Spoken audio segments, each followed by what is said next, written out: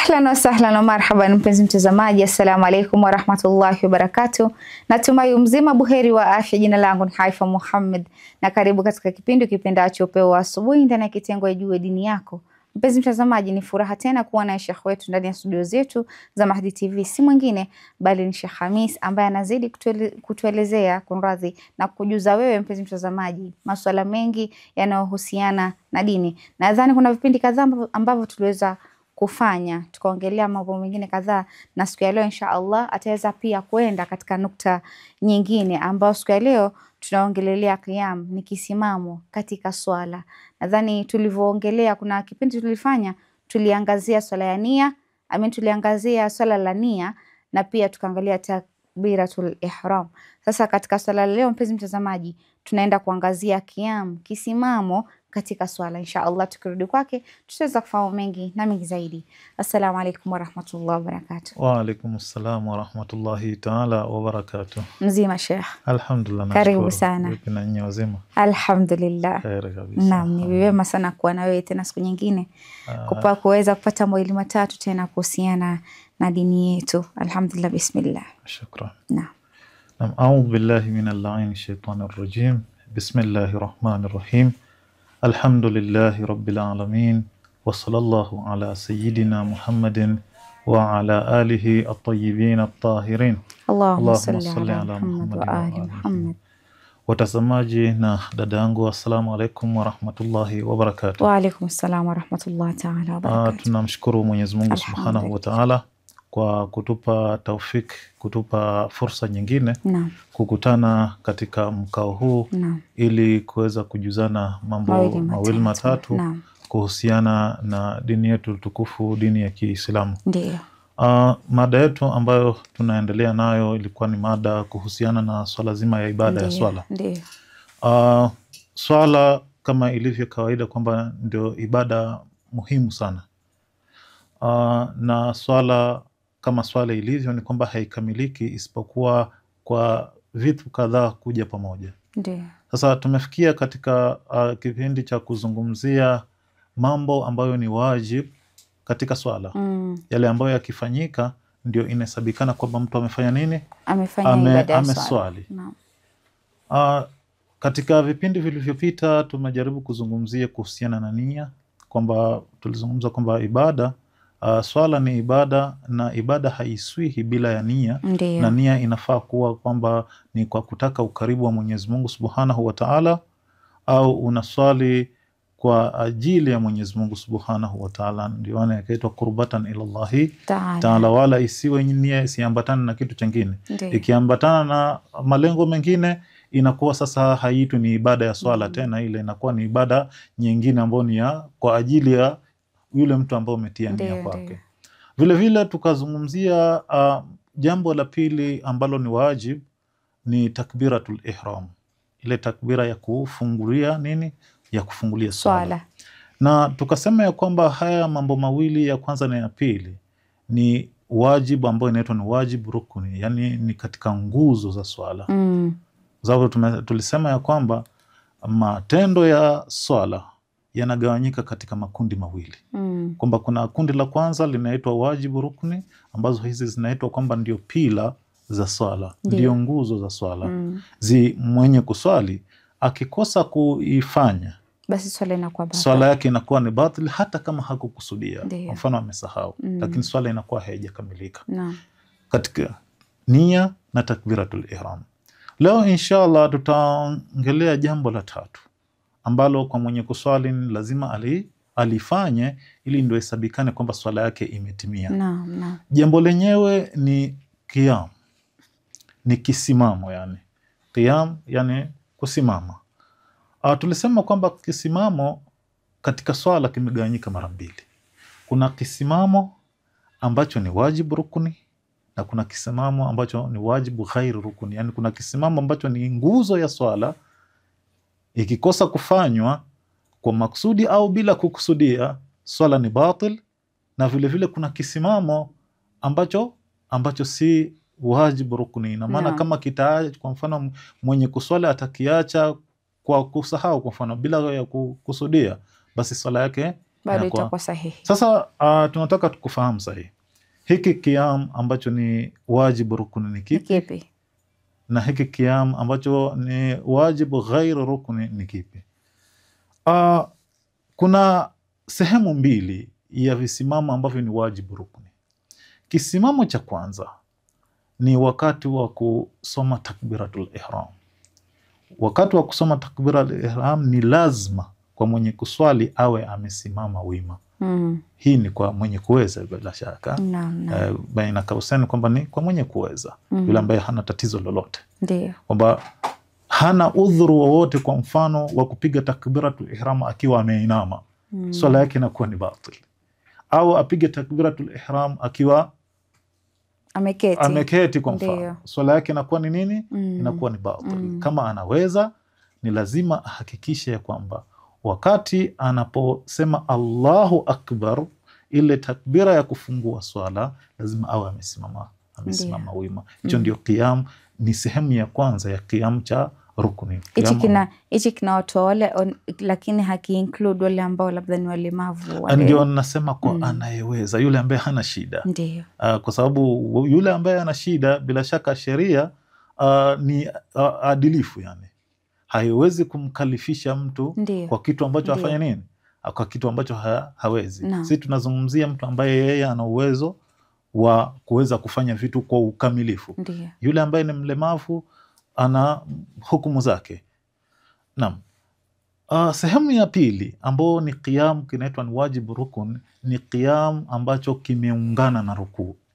Yani qiyam kile cha kabla ya rukuu. Kwa sababu unapotoka, kwa mfano umemaliza kusoma suratul Fatiha, kwa mfano sura nyingine katika raka ya kwanza ya pili, unatakana kuenda rukuu. So ni lazima uende rukuu ukitoka kusimama. Uende rukuu kutoka kusimama. Sio kwa mfano au maana halafu uende labda mtu ainame halafu ndo aende kamoja rukuu, la hasha. Sasa hiki qiyam cha kabla ya rukuu, kile ambacho kimeungana na rukuu, pia ni qiyam wajib rukuni. Ina maana mwenye kuswali kama atakiacha kiamu hiki kwa kukusudia au bila kukusudia, sala yake inakuwa ni nini? Sala yake inakuwa ni batil. Sasa katika kusimama kuna mambo ya kuzingatia huku kusimama. Tunapoingia kwenye swala, hiki kisimamo kuna maswala kadhaa mwenye kuswali lazima ayazingatie. Jambo la kwanza, mwenye kuswali ni lazima asimame wima kwa yule mwenye kuweza, wala asiegemee mahala, wala kwa mfano akasimama yani enama upande mmoja, na ana uwezo wa kusimama vizuri, yani inaitwa itidal, yani au amesimama vizuri, amehudhurisha nafsi yake, kwa sababu swala ni ibada ambayo unakuwa una maongezi ya moja kwa moja na Mwenyezi Mungu, na ndio maana inahimizwa kwamba unapoingia kwenye swala unakuwa umeingia katika ulimwengu mwingine, na ndio maana ukirudi, na ni lazima kuwe na utulivu mzuri ya hali ya juu sana. Utulivu lazima upatikane katika swala. Na hata ukirudi katika historia, kwa mfano ya Bwana Mtume na maimamu, unaambiwa walipokuwa wakiingia kwenye swala wanakuwa wameingia katika ulimwengu mwingine kabisa. Inaanza pale mtu anapotawadha. Maimamu, ukisoma historia yao, ni kwamba maimamu walikuwa wakianza kutawadha tu ngozi zao zinaanza kubadilika. Mashaallah. Kwa sababu, kwa nini? Ni kwa sababu yuko karibu na kukabiliana na yule mtu ambaye anamjua madhaifu yake yote, ambaye ni Mwenyezi Mungu Subhanahu wa Ta'ala. Unaenda mbele zake mpaka unaposema iyyaka na'budu, kwamba ni wewe tu peke yake ndio tunakuabudu. Mwenyezi Mungu anafahamu kwamba unachokimaanisha ni kweli au si kweli. Sababu wengi, kwa mfano, tunasimama tunasema iyyaka na'budu, yani ni wewe tu Mwenyezi Mungu pekee ndio tunakuabudu, lakini ni kweli tunapokuja katika maisha yetu ya kawaida. Kwa hivyo ni kisimamo kimoja kitakatifu mno, na ndio maana inahimizwa kwamba kuwe na utulivu wa hali ya juu, kuwe na utulivu sana. Na ndio maana hiki qiyam, miongoni mwa masharti ya kuyaangalia ni kwamba unaposimama usimame ukiwa umetulia, usimame ukiwa umenyoka. Tuache na michezo. Kwa mfano, kuna baadhi ya watu wengi sana utakuta mtu anasimama mara amegusa hapa, mara mguu ameutupa kule, mara amejikuna hapa. yani ni kama kuna mchezo fulani. Sasa unashindwa kwamba je, tawajuhi yake iko wapi? Je, ni kweli amehudhurisha nafsi yake kwenye ile ibada? Kwa hivyo lazima kwa mwenye kuswali kwamba anapokuwa amesimama kwa ajili ya swala lazima asimame kwa utulivu bila kuegemea sehemu yoyote, bila kuweka usaidizi kama anaweza, bila kufuta usaidizi kutoka sehemu nyingine yote. Kwa mfano, kuna baadhi ya watu, mtu anaswali karibu na ukuta, anaamua kuegemea ukuta. Haitakikani. Kama hauna udhuru wowote, ni usimame wima.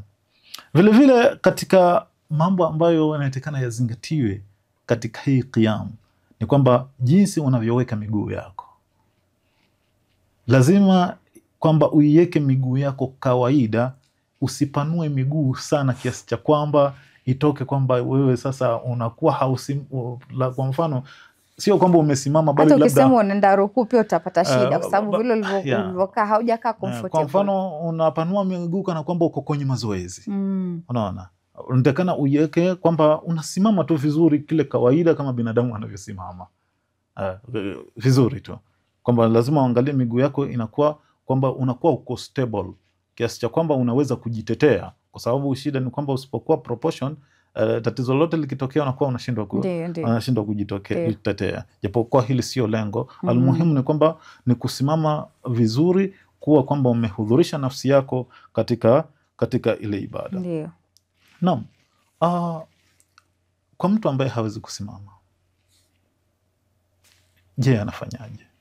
Kwa mtu ambaye ana udhuru ambao unamzuia yeye kuweza kufanya kiamu hiki ambacho kinahitajika. Kwa mtu ambaye hawezi kusimama kwa sababu moja au nyingine ambayo inakubalika kisheria, basi atasimama vile anavyoweza.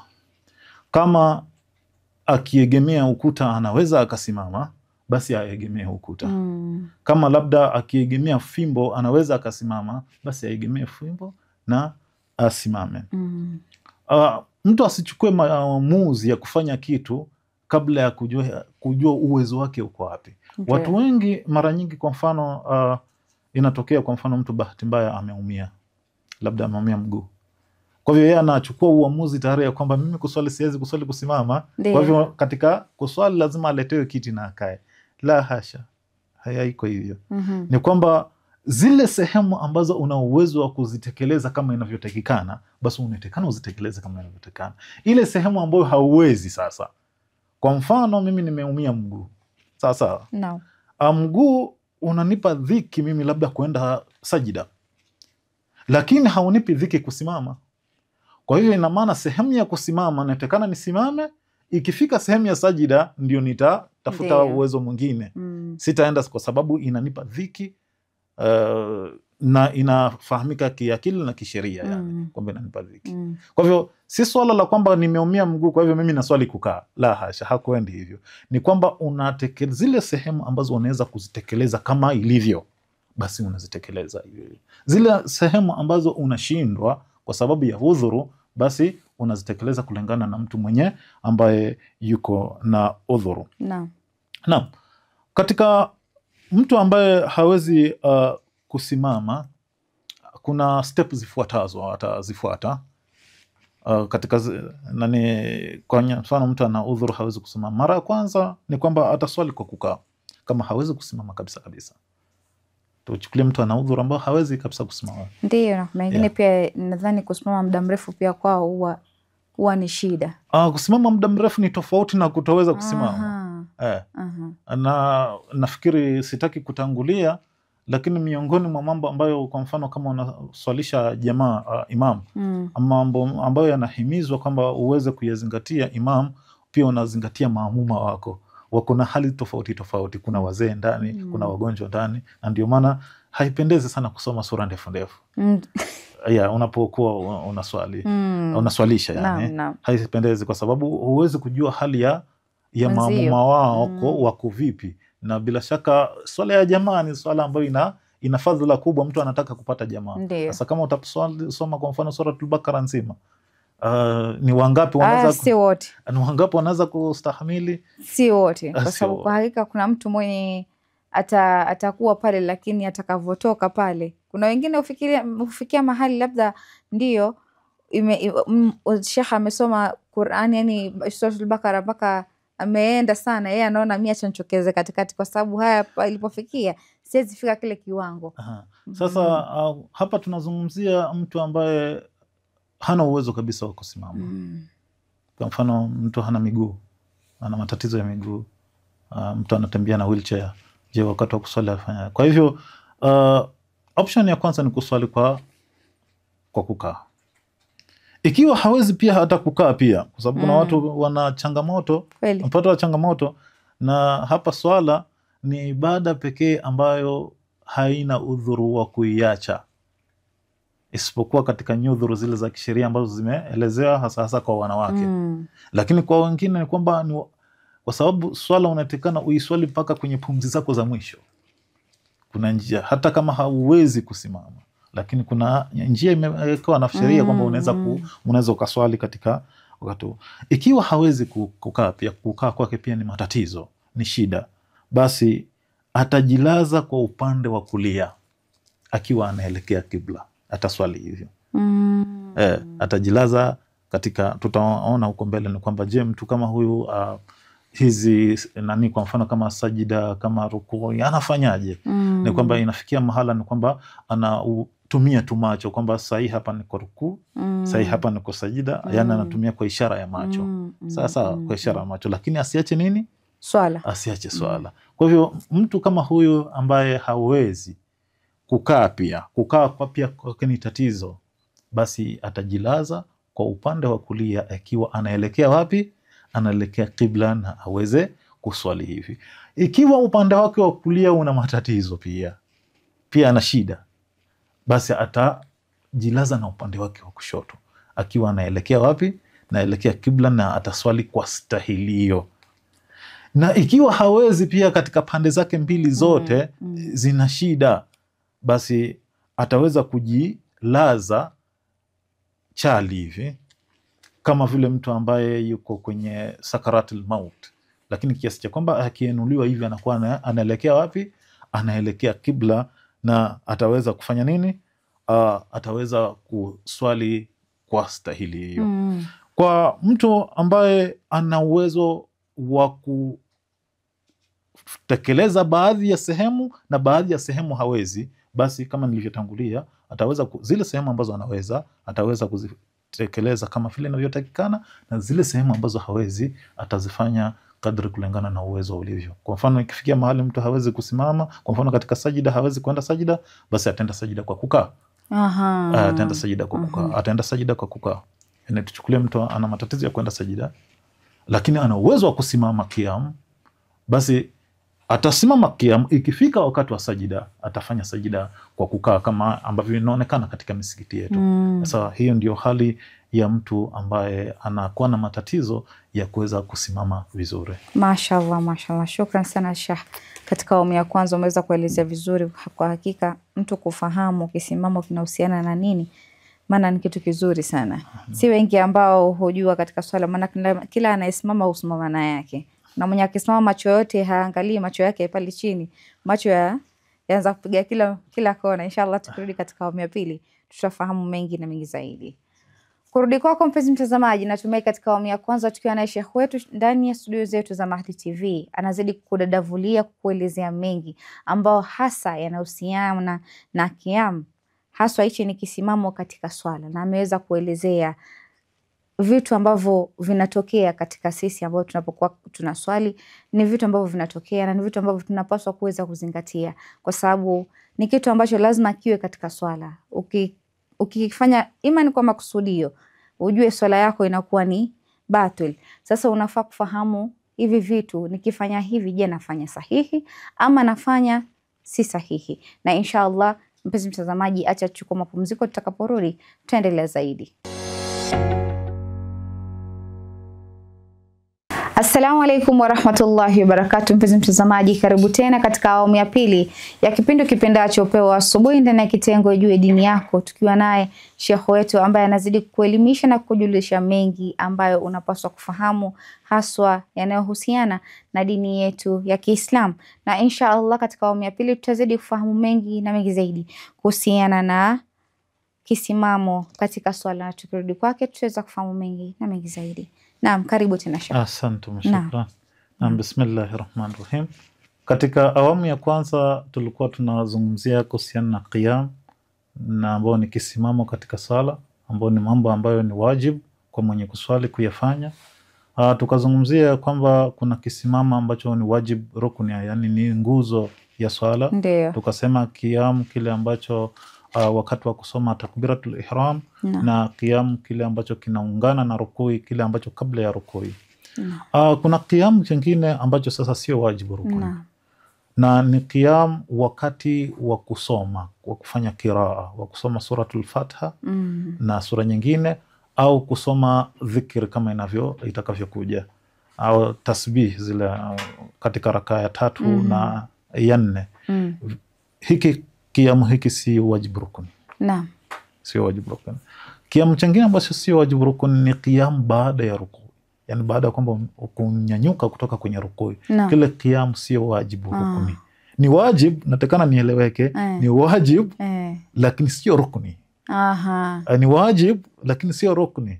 Nataka haya maneno ni miongoni mwa terminology za kifikihi za kisheria zieleweke. Wajibu rukuni tumesema kwamba hii ni nguzo ya swala. Ndiyo. Ambayo mwenye kuswali akiiacha ima kwa kukusudia au bila ya kukusudia.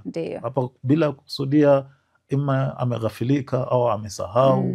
Unaona, swala inakuwa batil.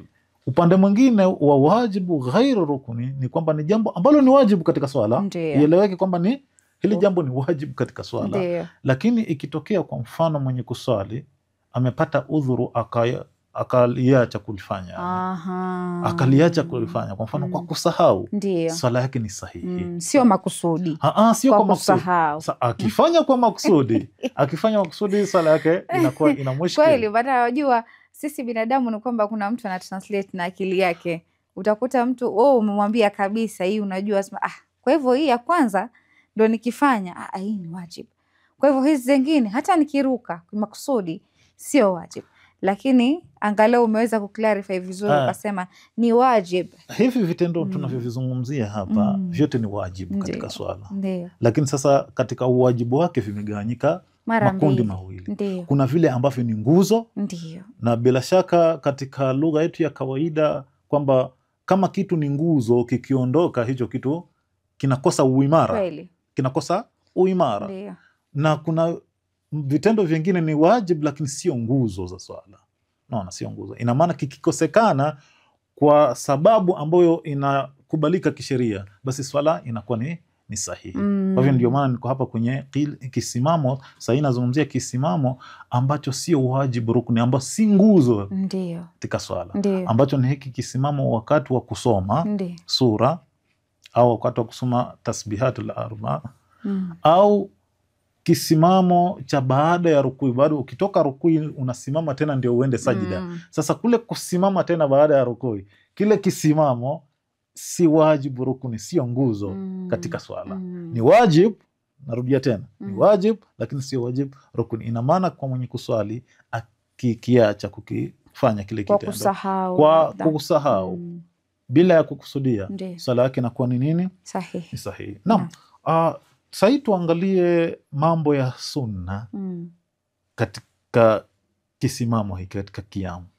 Je, kuna vitu ambavyo ni sunna kuvifanya katika kikao? Naam, vipo vitu ambavyo ni sunna. Na sunna ni kwamba ni jambo ambalo limependekezwa. Ukilifanya unapata thawabu na ukiliacha haupati dhambi. Sasa katika qiyam ni sunna kushukisha mabega, usipandishe mabega juu unapokuwa umesimama kwenye swala. Ni mustahab, yani ni jambo la kupendeza kwamba shukisha mabega chini, kwa sababu katika kushukisha labda sababu inaseme kwamba ndio sababu yenyewe, lakini ni kwamba inaonyesha aina fulani ya unyenyekevu. Kweli. Tofauti unapopandisha nini? Unapopandisha mabega yako. Inaonyesha kwa mfano kama kuna kiburi fulani hivi na nini, na hapa tumesimama baina ya Mwenyezi Mungu Subhanahu wa Ta'ala, mbele ya Mwenyezi Mungu Subhanahu wa Ta'ala. Kwa hivyo ni sunna kwa anayeswali wakati wa qiyam kushukisha nini? Kushukisha mabega yake. Vile vile ni sunna kwa mwenye kuswali kuachilia mikono, yani inyoke. Sio kwa kuiweka nyuma. Kwa mfano kuna mtu anaweza kaamua kusimama ameweka nyuma mikono. Kuna labda tuseme kama tu umesimama usimo unaongea na mtu. Kwenye kuswali? Kwenye kuswali hapana. La, si kweli. Swala inaswihi. Ukiambuka kuna nyuma. Lakini mustahabu ni kufanya nini? Mustahabu ni kuiachilia mikono inyoke. Kuiachilia inyoke. Katika kufunga mikono, hilo ni swala ambalo tulizungumzia baadaye. Ndio. Katika kufunga mikono tutalizungumzia katika mambo ambayo yanavunja swala baadaye. Ina maelezo yake marefu mtazamaji awe na subra. Ndio. Lakini kuiachilia mikono kwamba usiweke mbele wala ukaiweka nyuma au kufanya kitu, yani kusimama kawaida. Vile vile pia ni sunna hii mikono ambayo umeiacha ni kuiweka kwenye mapaja mbele hapo, ikiwa umefunga viganja vyako, vidole vyako vyote ikiwa vimefungwa hivi. Ni mustahabu, ni jambo ambalo ni sunna. Vile vile ni sunna kuangalia sehemu unapokuwa umesimama, kuangalia sehemu ya ile ambayo unasujudia, ile ambayo utasujudu juu yake, kuiangalia pale. Kuna wengine kwa mfano anaweza kusimama kwenye swala anaangalia juu hivi. Kweli. Ni sawa, ni jambo ambalo lina tatizo katika, bora kwamba nia yako yuko pale, kwamba wewe nia yako kwamba uko ndani ya swala. Lakini ni mustahabu zaidi unapokuwa katika swala kutizama ile sehemu ambayo utaenda kufanya nini, ambayo utaenda kusujudia. Ile sehemu ambayo utaenda kusujudia. Vile vile ni mustahabu jinsi ya kuweka nyayo zetu au miguu yetu, kwamba tuiweke kiasi cha kwamba vidole vyetu viwe vinaangalia kibla. Unaweza, kuna wengine labda anasimama miguu anaweka hivi. Kwa polisi haina tatizo, lakini ni mustahabu zaidi kuhakikisha kwamba unaposimama kwenye swala, katika kile kisimamo chako, basi nyayo zako, vidole vyako vya miguuni viwe vinaangalia wapi? Vile vinaangalia qibla. Ni mustahabu. Vile vile ni mustahabu katika masafa baina ya mguu mwingine hadi mwingine, yani vile unavyosimama, masafa baina iwe ni kwa kadri au umbali wake uwe wanasema ni vidole vitatu vya ambavyo vimefungwa, yani ni kama distance ya kutoka mguu mwingine. Fukaha wanapopiga calculations zao ni kwamba ima ni baina ya nini, baina ya sentimita 15 mpaka 20. Yani ule mguu wako, hii miguu yako unavyoiweka chini, vile ambavyo imesimama, iwe umbali wake usiwe unazidi sentimita 20. Na nafikiri hiyo imepimwa mpaka kinani, labda kitaalamu, ni kwamba unaposimama katika kisimamo hicho unakuwa uko proportion, yani unaweza kwa hivyo haya ni mambo ambayo ni ya sunna, ambayo kwa mwenye kuswali wakati wa qiyam anaweza kuyazingatia. Naam. Maana ni kitu kizuri sana ukiangalia, ni wengi ambao inakuwa ni vigumu wao, haswa ikifika ni wakati wa kisimamo. Unajua sijui kwa nini concentration huwa ni ndogo sana, hata pale ukikuta tukizidi tukiwa katika hiyo qiyam, bado concentration huwa ni ndogo. Na ndio maana inahitajika ieleweke kwamba ibada ya swala kwa ujumla, yani ni kwamba malengo yake ni nini, na ile sehemu ambayo umesimama sehemu gani. Ukiweza kuyafahamu haya yote, ndio itaweza kubadilisha hali yako ya ile ambayo utaweza kuingia nayo ndani ya swala. Mara nyingi watu wengi labda tunafanya swala kama mazoea. Mimi ni Muislamu, ikifika wakati wa sala mimi nitaenda msikitini. Nitaenda tu kufanya kile ambacho wenzangu wanafanya bila kujua uzito wa kile ambacho unaenda kukifanya. Kwa hivyo ni kufahamu kwanza uzito wa kile ambacho unaenda kukifanya. Unapofahamu uzito wa kile unachoenda kukifanya, ndio utakuwa makini kiasi gani. Kwa mfano, ibada ya swala ndio inatekana iwe ndio inayotusaidia sisi binadamu kujikinga na mambo machafu, kama vile Mwenyezi Mungu anavyosema katika Qur'an, inna salata tanha anil fahshai wal munkar, kwamba swala iliyotimia, swala ambayo imekamilika, inatekana itajulikana vipi? Ni ikiwa imefika mahala inaweza kukukinga na maovu pamoja na machafu. Hiyo ndio swala ambayo imetimia. Kwa hivyo si ibada ya hivi, si ibada ya mazoea, kwamba watu kwa sababu tumezoea, nimezaliwa katika ndani ya Uislamu, basi nikisikia adhana ninaenda moja tu kwa moja, naenda ninatawadha.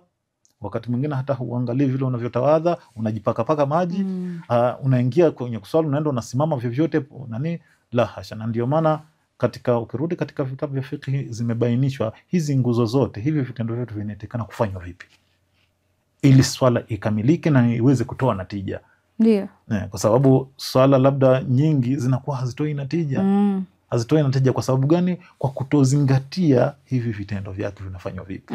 Hili ni moja wapo kwamba kwa nini swala zetu nyingi hazitoi natija? Hatuzingatii hivi vitendo vinafanywa vipi. Kwa mfano, kama ni qiyam, ninasimama vipi? Kama ni qiraa, ninafanya. Kama ni takbiratul ihram, natakana niseme vipi ili iweze kuleta athar na iweze kuleta natija ambayo inalengwa hasa na ibada nzima ya swala. Mashallah, mashallah Sheikh. Na vile umeongelea ile swala la kwamba jinsi ya kuweka ile concentration yako na kwamba swala inakuleta karibu na Mwenyezi Mungu, kwa sababu pindi unapoanza swala ni kwamba umeweka ile nia kwamba unataka kuwa na ukaribu wa Mwenyezi Mungu. Je, ni vipi?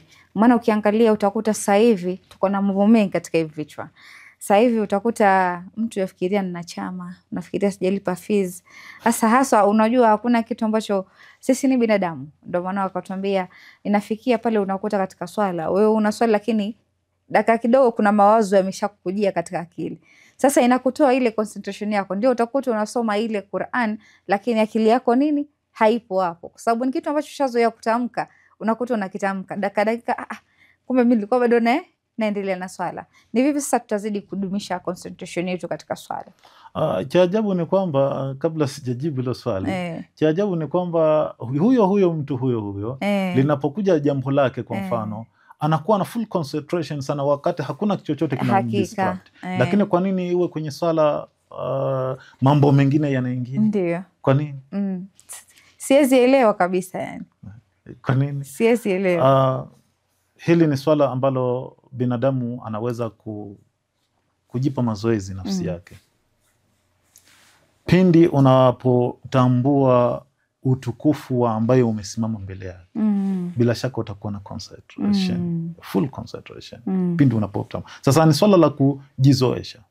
Kama vile ambavyo una mambo mengi, lakini kwa mfano anapokuja mtu ambaye wewe unamuadmire, kwa nini unachukua muda wako kumsikiza na bila kuwa disrupted?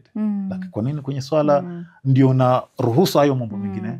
Na ukiangalia swala ni kitu ambacho ni muhimu sana kabisa kushinda mambo yote, kwa sababu ili wewe ufanikiwe ima katika maisha, alafu pia ukiangalia swala ni kitu ambacho kinakusogeza wewe karibu na Mwenyezi Mungu. Ni kitu ambacho kinajalia yani unazidi kuwa na ule ukuruba na Mwenyezi Mungu. Sasa iweje yani utakuta sisi vitu vya dunia tumevipa kipaumbele na swala hatujaipa kipaumbele. Utakuta mtu shughuli yake binafsi anachukua muda kuifanya kwa umakini ili asikosee. Ni kama hii kazi ninayofanya, nachukulia na umakini ili nisikosee mahali. Lakini ukiangalia upande mwingine, ifika ni upande wa swala, tunakuwa ni watu ambao hatuwezi balance ile fikra iseme imekuwa katika swala. Ni kwa sababu tuna maarifa kidogo sana kuhusiana na Mwenyezi Mungu Subhanahu wa Ta'ala.